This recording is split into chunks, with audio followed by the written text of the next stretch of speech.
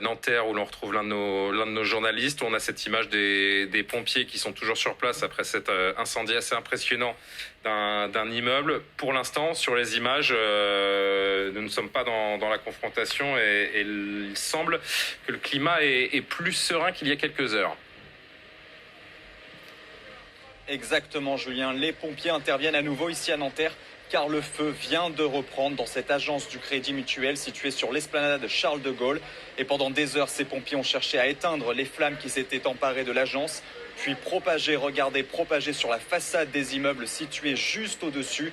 D'ailleurs, les riverains ont dû être évacués et 3 personnes ont été interpellées sous nos yeux en lien avec ce départ de feu.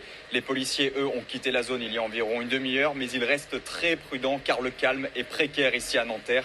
Le calme avant probablement une nouvelle tempête. C'est en tout cas ce que redoutent les forces de l'ordre. 5000 policiers et gendarmes mobilisés en région parisienne et 40 000 dans tout le pays. Et ce soir, nous avons vu la BRI, Brigade de recherche et d'intervention mobilisée dans cette commune des Hauts-de-Seine.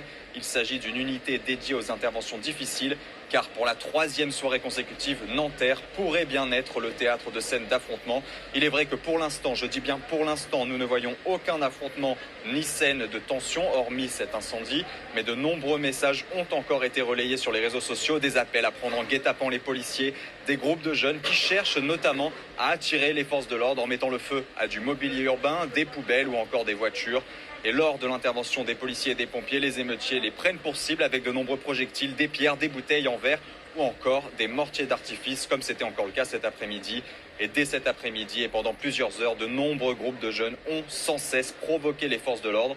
C'était notamment le cas, vous avez pu le suivre sur l'antenne, en marge de la marche organisée en hommage à Naël. Et selon la police, 1000 éléments perturbateurs ont constamment cherché à faire dégénérer le rassemblement.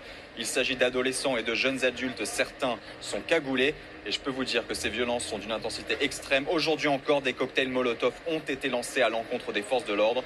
Les policiers ont répliqué à coups de gaz lacrymogène pour disperser la foule. Et cette question essentielle désormais ici à Nanterre, cette nuit sera-t-elle aussi violente que la précédente ?